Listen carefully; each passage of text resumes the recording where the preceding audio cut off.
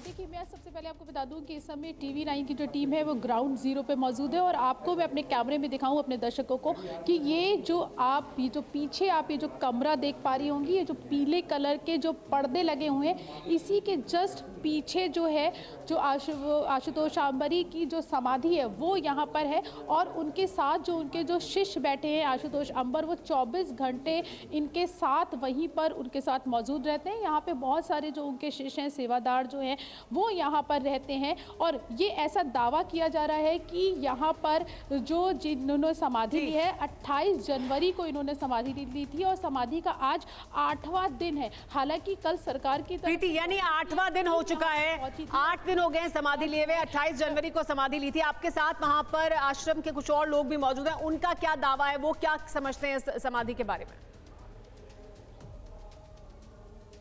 बिल्कुल, मेरे साथ यहाँ पे आश्रम के कुछ लोग यहाँ पे मौजूद हैं। वो लोग क्या दावा करते हैं, क्या कारण है समाधि लेने का, इन्हीं से बात करते हैं। ये बताइए कि आप ये कह रहे हैं कि आपकी जो माँ है, गुरु माँ है, उन्होंने समाधि ली है, कब समाधि ली थी और क्या कारण है समाधि लेने का, क्या दावा है आप लोगों का?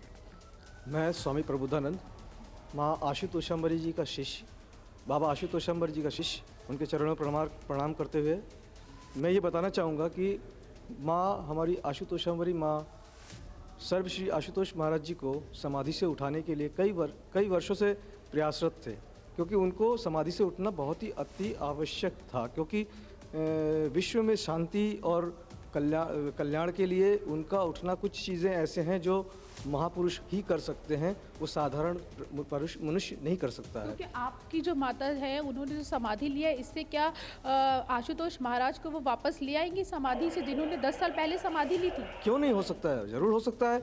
बड़े बड़े महापुरुष लोग जब भी समाधिस्थ हुए हैं तो उनके कोई बहुत ही करीबी या शिष्य जो रहे हैं उनको वो बता के गए हैं कि पद्धति क्या होती है, क्योंकि हमारी सनातन धर्म की जो पद्धति है बहुत ही अति उत्तम है, क्योंकि साइंस भी आज भी और भी लोग हैं हमारे साथ, और भी शिष्य हैं यहाँ पे, उनसे बात करते हैं। हाँ। ये बताइए, समाधि ली है, क्या कारण है, क्या दावा आप लोग कर रहे हैं? आप लोग जो दावा कर रहे हैं कि वो आशुतोष महाराज को वापस ले आएंगी, ये दावा आप लोग कर रहे हैं?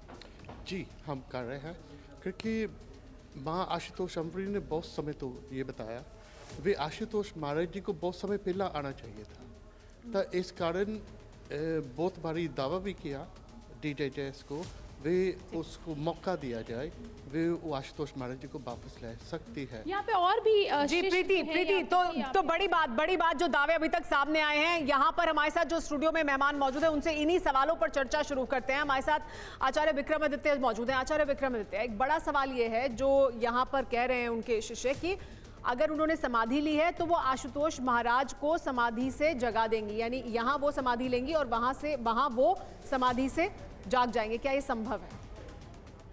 नहीं, इसमें देखिए, समाधि भारतीय संस्कृति योग विज्ञान का एक ऐसा पार्ट है कि जो प्राकृतिक है।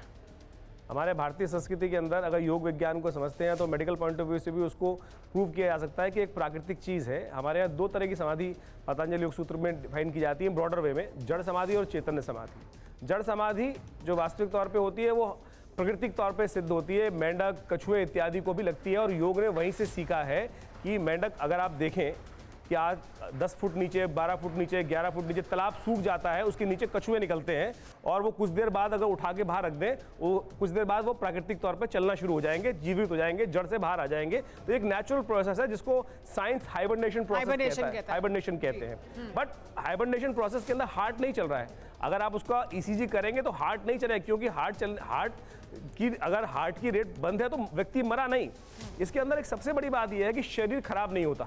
अगर हाइबरनेशन प्रोसेस, जड़ समाधि जो है उसके अंदर शरीर खराब नहीं होगा, शरीर उसी अवस्था में रहेगा। दूसरा कौन सा वो है? जड़ समाधि और दूसरी चैतन्य समाधि में क्या विकल्प निर्विकल्प के अंदर बांटा गया और भी कई परिकल्प उसके दिए गए हैं अनेक रूप से।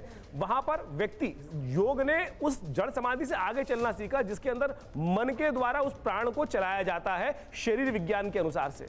अब यहाँ ये एक भ्रांति उत्पन्न होती है कि कहा जा रहा है किसी जीव को वापस लाने के लिए समाधिस्थ करने की बात होती है। जीव अगर हम आदित्य शंकराचार्य की बात करें कि जिन्होंने उस राजा के शरीर काशी महाराज के अंदर शरीर प्रवेश किया था, उस समय काशी महाराज का शरीर जो था वो मृत हो चुका था, जीव आत्मा वहां से पलायन कर चुकी थी। तब जाकर उन्होंने उस शास्त्रार्थ को विजय प्राप्त करने के लिए परकाया प्रवेश करके उसके अंदर प्रवेश किया। लेकिन यहाँ मुझे एक विडंबना दिखाई देती है कि कोई व्यक्ति समाधि से बाहर लाने के बहुत सारे और तरीके हैं। अगर व्यक्ति समाधिस्थ है तो उसको कई रूप से, लेकिन जड़ समाधि अगर आ गई है, समस्या क्या होती है समाधि के अंदर, ये इसका एक बहुत बृहद विज्ञान। ये देखिए हमारे दर्शक भी कंफ्यूज हो जाएंगे, एक एक कर आगे बढ़ेंगे। आपका मुताबिक 2-3 तरह से समाधि हो सकती है, जड़ समाधि है, चैतन्य समाधि है, और ये संभव है। लेकिन जो एक तर्क उनकी तरफ से दिया गया कि वो समाधि लेकर दूसरे को समाधि से जगा देंगे, उसमें थोड़ा डाउट लगता है कि वो क्या संभव है या नहीं है। लेकिन हमारे साथ यहाँ पर स्वामी उपमन्यु जी मौजूद हैं। स्वामी उपमन्यु जी, आपसे मैं जानना चाहूंगी कि आचार्य विक्रमादित्य कह रहे हैं कि संभव है, क्या ये संभव है कि समाधि ले ली जाए और समाधि में लेकर, क्योंकि हम एक एक सवाल लेकर आगे बढ़ते हैं, कि ये समाधि लें यहाँ पर और आशुतोष महाराज को समाधि से जगा दें? नहीं, संभव है। समाधि में जड़ और चेतन दोनों समाधियाँ होती हैं, संभव है। लेकिन उस समाधि से दूसरे को जगाना ये संभव नहीं है, क्योंकि उसमें एक ही व्यक्ति रहेगा, या तो वो जग जाएगा तो वो नहीं रहेगा, तो ये संभव नहीं है। आधी बात संभव है, आधी बात संभव नहीं है। सबसे बड़ी बात है कि जो समाधिस्थ होता है उसमें खुद इतनी क्षमताएं होती हैं, खुद इतना ऊर्जा होता है